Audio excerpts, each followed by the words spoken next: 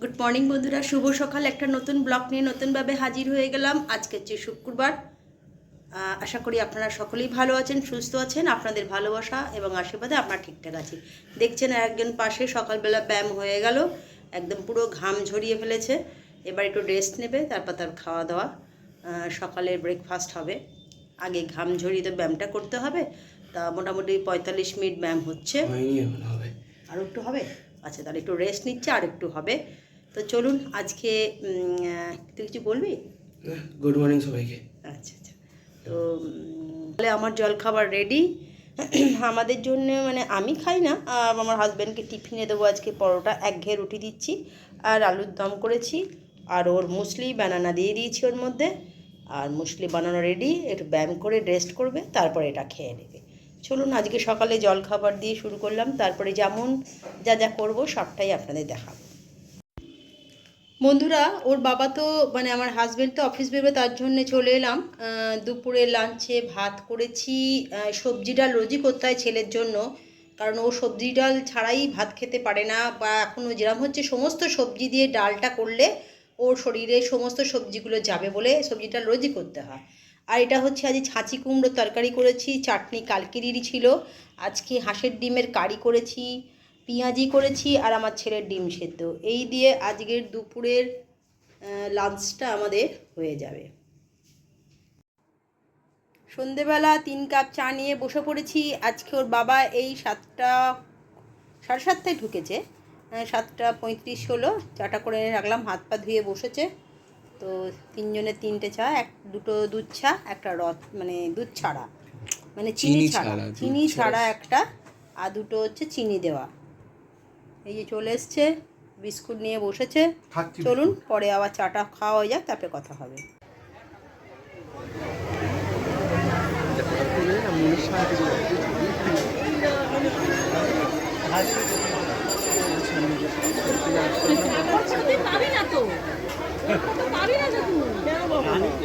আমি দিয়ে দিয়েছি, আজকে দিয়ে দিয়েছি, আমাকে টাকা দিয়ে যাবি।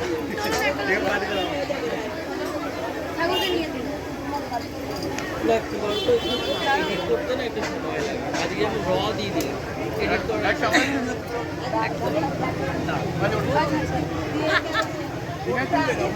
ঠিক আছে, ওরা তো আছে। এক্সকিউজ মি, আপনাকে একটু কথা বলতে পারেন? একটু যদি কাইন্ডলি একটু বলেন ঠাকুরের সম্বন্ধে, বা কদিন ধরে প্রোগ্রামটা হচ্ছে, যে একটু কাইন্ডলি বলেন। হ্যাঁ, আপনি আপনার মতো, আরে এই 7 দিন ধরে তো এখানে আপনি আছেন, মানে এখনো 7 দিন হয়নি। যেটুকুনি আপনি জানেন সেটুকুনি, কদিন ধরে কি হচ্ছে আপনি একটু কথা বলিয়ে দিন। সেগুলো বলতে হয়।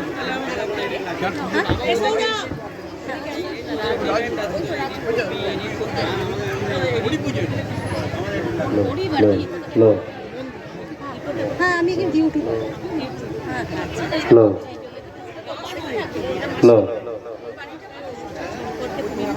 যদি কাইন্ডলি একটু বলেন, মানে কদিন ধরে আপনি যেটুকুনি জানেন এই সম্বন্ধে। জগন্নাথের রথযাত্রা উপলক্ষে এই উৎসবটা, হ্যাঁ হ্যাঁ, যেহেতু কোথায় জায়গাটা একটু আপনি বলবেন? এটা চুঁচুড়া গঙ্গাতলা। হ্যাঁ, এটা কি জল সম্পদ অফিসের সামনে, সম্পদ অফিসের সামনে, গঙ্গাতলার সন্নিকটেই মানে জগন্নাথের মূল মন্দির, ওখানেই ভগবান থাকেন সারা বৎসর। আচ্ছা আচ্ছা, পুরীর শ্রীমন্দিরে যেরকম ভগবান সারা বৎসর থাকে, এবং এই রথের সময় আষাঢ় মাসে শুক্লা প্রতিপদ থেকে একাদশীর আগের দিন, দশমীর দিন পর্যন্ত, এই প্রতিপদ থেকে দশমীর দিন পর্যন্ত ভগবানের রথযাত্রার সূচনা বিশেষ নীলাচল থেকে। সেই লীলাকেই অনুসরণ করে, নীলাচলে মানে পুরীধামের সেই লীলাকে অনুসরণ করে আমাদের এই চুঁচুড়াতে যারা যেতে পারে না, সকলে তো পুরীতে যাওয়া সম্ভব হয় না, তাই সেই লীলাকেই যাতে সকলে আনন্দ উপভোগ করতে পারে ভগবানের সেই লীলাকে, সেই জন্য এখানে এই রথযাত্রার উৎসবের আয়োজন। ততদিন ব্যাপী ভগবান শ্রীমন্দির থেকে নিজের শ্রীমন্দির ছেড়ে গন্ডিচা মন্দিরে আসেন। এই গন্ডিচা মন্দির হচ্ছে আমাদের এই স্থান, যেখানে ভগবান দেদীপ্যবান নিজে স্বয়ং স্বরূপে বিদ্যমান, ভক্তদেরকে দর্শন দিচ্ছেন, দর্শনে ভক্তদের আনন্দ দিচ্ছেন, আর প্রসাদে অধরামৃত দিয়েও ভগবানকে ভক্তদের আনন্দ দিচ্ছেন। একদম আপনারা সেই ভগবানকে দর্শন জগন্নাথ মানে পুরীর আদলে একদম সম্পূর্ণটাই। কোনো পুরীর আদলে সম্পূর্ণ। তবে এখনো মোটামুটি আরো 2-3 দিন এখন আপনাদের হাতে আছে। আজকে কাল ঘোড়া পঞ্চমী গেছে, কাল আচ্ছা। ষষ্ঠী হিসাব মতন, সপ্তমী অষ্টমী নবমী দশমী, দশমীর মঙ্গলবার। দিনে দশমীর দিনে ভগবানের পুনর্যাত্রা, আবার ফিরে যাবেন শ্রীমন্দিরে। এই হচ্ছে এখনো আমাদের দশমী অবধি অনুষ্ঠান আচ্ছা। চলবে। ঠিক আছে, চলুন। জয় নিতাই। শুধু গৌর ভক্তবৃন্দ এবং ভক্তিমতী মায়েরা, মানে আমি তো সব হত্যাকর্তার বিধাতা, কীর্তনও করছি, পাঠও করছি, আর বক্তৃতাও দিচ্ছি, পরিবেশনও করছি। তা যাই হোক, তোমরা মন খারাপ করো না আমাকে দেখে। এই চলো। আজকের সন্ধ্যাকালীন অনুষ্ঠান বলা হয়নি শরীর দুর্বলতার কারণে, কেননা কালকে তো বড় উৎসব গেছে, দেখেছই তোমরা, অনেক সকলেই এক প্রকার টায়ার্ড ছিল। তো আজকের সন্ধ্যাকালীন উৎসব আমাদের দাদা, কুচদা এবং বিভিন্ন নৃত্য গ্রুপের শিল্পীরা সকলে উপস্থিত হয়েছেন ভগবানকে নৃত্য সেবা দেখাবেন বলে। আপনাদেরও তো হৃদয়ে ভগবান বাস করে, তোমারও হৃদয়ে সদা গোবিন্দ বিশ্রাম, গোবিন্দ কহে না মম বৈষ্ণব পরাম। ভগবান মন্দিরে থাকেন না, আমি মনে করি না থাকেন বলে। মন্দিরে ওটা উপলক্ষ মাত্র, করতে হয়, একটা শ্রদ্ধার জায়গা রাখতে হয়। তাই ভগবান তো সকল মানুষের মধ্যে থাকে। মহাপ্রভু সনাতন গোস্বামী পাত্রে বললেন, তিনটেই ধর্ম জীবের, আর কোনো ধর্ম নেই। চৈতন্য চরিতামৃত বলছে সাধকের তিনটে ধর্ম। কি ধর্ম? নামে রুচি, জীবে দয়া, বৈষ্ণব সেবন। মানে নামে রুচি মানে হরি নামে রুচি, নাম করা। আর জীবে দয়া মানে জীবে দয়া নয়, মানে পেটকে দয়া করা নয়। ওরা আবার জীবে দয়া বলে আবার কালকে থেকে আমার জীব আহারে আমার মনটা যা খেতে চায় তাই খাবো না। গোসাই বলছে জীবে দয়া। যাই হোক, জীবে দয়া মানে এই জীবের প্রতি দয়াবান হওয়া, সকলের প্রতি সমতা দেখা। তুমিও যেমন সমান, বাড়ির পশুটিও সেমন সমান, সকলকে সমান দৃষ্টিতে দেখা। আর বৈষ্ণব সেবা, কেন বৈষ্ণব সেবার কথা বললেন? গঙ্গারও পরশ হলে পশ্চাতে পাবন। এই যে তোমাদের চুচুড়াতে গঙ্গা আছে, গঙ্গাতে ডুব মারবে, তারপরে কি তুমি পবিত্র হবে। গঙ্গার ধারে দাঁড়িয়ে থাকলে কিন্তু তুমি পবিত্র হবে না। হবে কি? গঙ্গাতে গঙ্গারও পরশ হলে পশ্চাতে পাবন, দর্শনে পবিত্র করো এই তোমার গুণ। গঙ্গাতে ডুব মারবো, তারপরে গিয়ে পবিত্র হব। আর কিন্তু বৈষ্ণব দেখা মাত্রই ওই গঙ্গা পবিত্র হয়। গঙ্গা যখন জিজ্ঞাসা করলো আমি মর্তধামে যাব, কিন্তু সকলে আমার উপরে পাপ দেবে, সবাই তো পাপ রোজই এখানে আসছেন, পাপগুলো নিয়ে কি করবে? রোজই আসছেন। সেই পাপগুলো, আচ্ছা আচ্ছা, ভালো লাগছে না? গঙ্গা ভালো লাগে তো? তো যখন আসতে রাজি হলো, তখন বললো আমি সেই পাপগুলো নিয়ে কি করবো? তখন ভগবান বললো, যখন কোনো বৈষ্ণব তোমার বক্ষে অবগাহন করতে আসবে, স্নান করতে আসবে, তৎক্ষণাৎ সেই বৈষ্ণবকে সেই পাপগুলো দিয়ে দেবে। গঙ্গাও পবিত্র হয় ওই বৈষ্ণবের কাছে গিয়ে।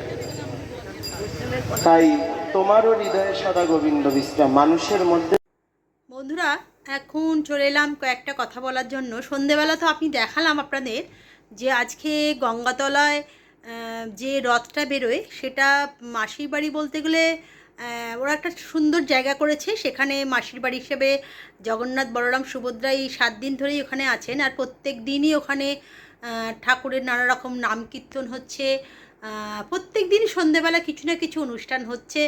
আর কালকে হচ্ছে প্রচুর বড় করে নরনারায়ণ সেবা হয়েছে, প্রত্যেক দিনই অল্প করে নরনারায়ণ সেবা হচ্ছে।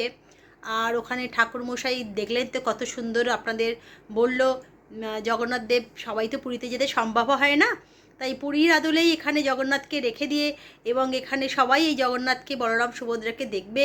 এবং সন্ধেবেলা সবাই জমায়েত হয়েছে, দেখতেই পেলেন সবাই জমায়েত হয়ে নাম কীর্তন হচ্ছে, নানা রকম নাচ গান হচ্ছে, খুব সুন্দর একটা অনুষ্ঠান হচ্ছে, যেটা দেখে চোখ জুড়িয়ে যাওয়ার মতন আর ভীষণ ভালো লাগলো। তাই আমি যখন দেখলাম সেটা তো আপনাদের সঙ্গে সবসময় শেয়ার করলাম, দেখালাম, খুব ভালো লাগলো সেটা, তাই দেখালাম। তো কালকে বিপত্তারিণী পুজো আছে, তার জন্য সন্ধেবেলা একটু বেরিয়েছিলাম। আর বেরিয়েছিলাম যে একটুখানি কেনাকাটা করতে। আর কালকে তো প্রথমত 13টা ফল দিয়ে পুজো দিতে হয়, তার সঙ্গে কি বলে লাল মানে কি বলবো না গুছি কিনতে হয়, যেটাতে হাতে টাকা গড়তে হয়, 13টা সুতো দিয়ে দুব্বো দিয়ে 13টা দুব্বো দিয়ে, সেসব কালকে সব পুজো আচরা আছে। এবং কালকে শুধু খাওয়া বলতে সকাল থেকে উপোস, ঠাকুরের 13টা লুচি করতে হবে, আর সন্দন নুন দিয়ে একটুখানি সাদা তরকারি করতে হবে। অনেক অনেক রকম খায়, কালার বড়া আর নানা রকম জিনিস খায়, সুজি পায়েস, কিন্তু আমি কোনো দিনই এসব করি না। কারণ আমার মাকে দেখেছি খুব নিষ্ঠাবানভাবে এই বিপত্তারিণী পুজোটা করে। একাশনে বসেই 13টা লুচি খাওয়া খুব মুশকিলে।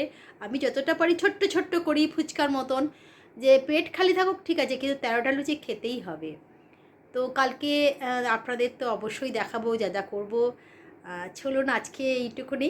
রাতে আবার ডিনারে আজকে এই তেহেরা মতন একটু বানাচ্ছি, তো সেটা আপনাদের সঙ্গে আর ফিরে এসে আর টাইম নেই বলে আর দেখাতে পারলাম না। তো রাত্রি ডিনারে আপনাদের সঙ্গে অবশ্যই দেখাবো কি করছি।